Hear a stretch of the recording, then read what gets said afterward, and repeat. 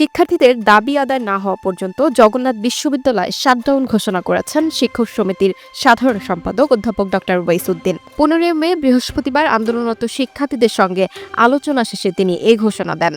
পূর্ববর্তী 3 দফা সহ শিক্ষার্থীদের ওপর পুলিশের অতর্কিত হামলার সুষ্ঠু তদন্ত ও দোষীদের দৃষ্টান্তমূলক শাস্তি নিশ্চিত করার 4 দফা দাবিতে অবস্থান কর্মসূচি পালন করেছেন জবির শিক্ষার্থীরা। নতুন দাবি সহ 4 দফা দাবিগুলো হলো বিশ্ববিদ্যালয়ের 70% শিক্ষার্থীদের জন্য 2025-26 অর্থবছর থেকে আবাসন বৃত্তি চালু করা, জবির প্রস্তাবিত পূর্ণাঙ্গ বাজেট কাটছাঁট না করে অনুমোদন, দ্বিতীয় ক্যাম্পাসের কাজ এক সভায় পাস ও বাস্তবায়ন, 14 মে শিক্ষার্থীদের ওপর পুলিশের অতর্কিত হামলার সুষ্ঠু তদন্ত ও দোষীদের দৃষ্টান্তমূলক শাস্তি নিশ্চিত করা। এদিকে দাবি আদায় না হওয়া পর্যন্ত কাকরাইল মসজিদের সামনে অবস্থান কর্মসূচি পালনের ঘোষণা দিয়েছেন জবির শিক্ষার্থীরা। 14 মে বুধবার থেকে জবির শিক্ষার্থীরা অবস্থান করছেন।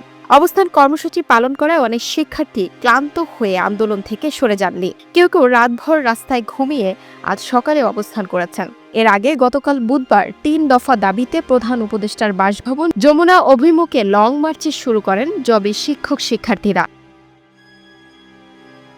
বান্ডেল থাকলে প্রতি সেনমানিতে টাকা বাঁচবে। বিকাশ সেনমানি বান্ডেল কিনে জিতুন প্রতি লেনদেনে।